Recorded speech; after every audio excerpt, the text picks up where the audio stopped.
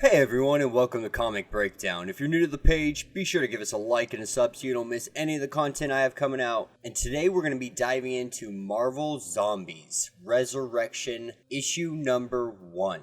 Now, for those who haven't been following, Marvel Zombies was a line that came out some years ago, and they even did a Marvel Zombies Resurrection before, but this is a reboot on that. They gave Philip Kennedy Johnson the ability to essentially reimagine Marvel Zombies Resurrection, and so we're going to find out how this is. And without further ado, let's dive into this issue. Now, diving into this issue, we see Galactus as a zombie and tons of heroes just taking out people. And then we have Spider-Man, Mary Jane, and the Fantastic Four kids, Val and Franklin. And they're trying to make their escape. And as they're making their escape, they see somebody they recognize. And it's Johnny Storm. And at first they think he's there to help them, but he ends up coming in and knocking Peter. And this is where we see Peter wake up. A little older, a little scruffy. He's got a burn mark for when Johnny hit him. And he wakes up to Moonstone, Forge, and the Fantastic Four kids, as well as Chewie the cat.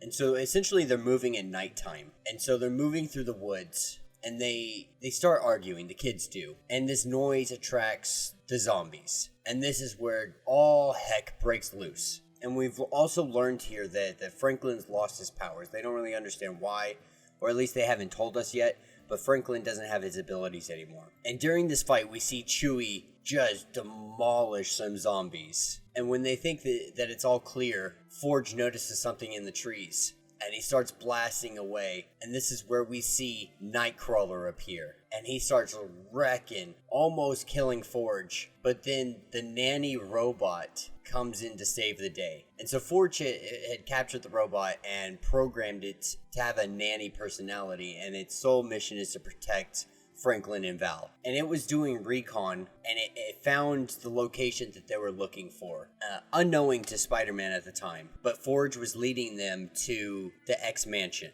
And of course Peter freaks out. You know, this is a place that the undead could be in the numbers, and they could also all be mutants. But after some arguing, they decide that they're going to go check out the mansion and see if there's at least some supplies that they can scavenge. And they make their way inside, and you see the mansion just torn to bits. There's really nothing left here. And then we learn about deadheads. And deadheads had written all over the walls, and essentially they were people that worshipped the zombies and thought them as the next step of evolution for humanity. Now, upon their search of the mansion, they find a group of individuals that are locked inside of a room. And Forge and Peter Parker free these guys and show them how to get out of here and what their best course of action is to go, getting outside. You know, and we get a moment here where they just kind of reminisce, you know, the days of being a hero are really non-existent anymore. It's all about survival these days. So being able to save somebody just is almost nostalgic in its nature.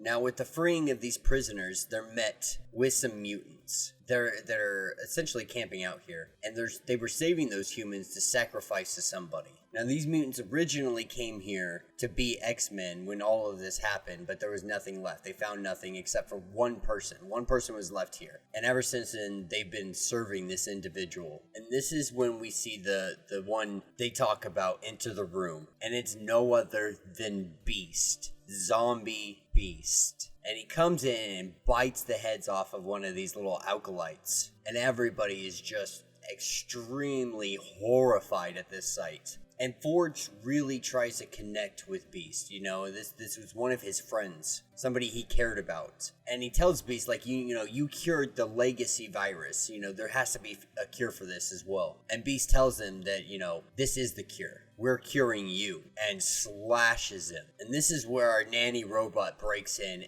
and just starts trying to take out Beast, as well as Chewie trying to help him out. But what really deals the final blow is Peter Parker using some wire and essentially decapitating Beast. Now, with this fight being won, Beast is still alive because he's a zombie, so his brain is still functioning, so he can still see them, and it's all a hive mind, so the hive mind, Galactus Hive, can also still see them. And what Franklin wants to know is, are his parents still alive? Like, where are they? Beast was on the mission with them when all of this transpired. And Beast lets them know that the parents are with Galactus. That they're part of the mind, and that they're waiting. They're waiting for them.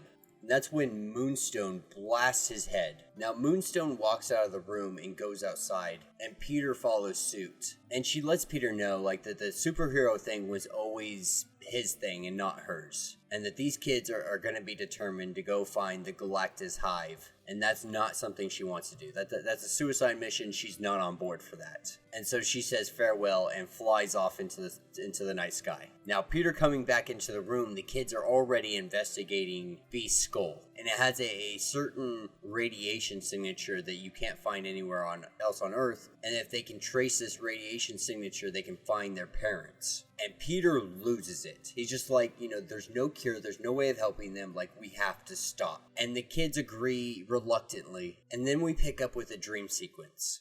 And we see Spider-Man looking for Mary Jane, looking for Franklin and Val. And as he finds them, he turns and he gets waylaid. And that's where we see the zombie Fantastic Four standing over top of him. He wakes from this nightmare and turns and looks everywhere, and everyone's gone. And he goes chasing after to try to find them, to see where they went, so that these kids don't go alone. And as he's running through the woods, he gets waylaid by Moonstone. And this is where we see Moonstone Zombie. And she goes in to try to attack and try to eat Peter. But as she goes in, she gets her arms chopped off and her head decapitated. And standing over her body is Blade. Let me know what you guys think about this comic. I absolutely love the ending. Seeing Blade come in here and just wreck. Oh man, I am so excited. This is somebody that deals with vampires on the regular. So seeing him be able to just take on zombies is always an awesome thing to see. Overall, I really am enjoying this so far. I'm excited to see where it goes. There's some similarities and some differences and things of that nature. But I always enjoy something zombie related, even if, it's a little bit played out nowadays. But yeah, let me know what you guys think down in the comments. Are you liking it? How do you think this little cliffhanger for Blade is? And what do you think of Spider-Man being the one to pretty much survive through all of this, considering all the different heroes? If you guys haven't, be sure to like and subscribe to the page. And until the next video.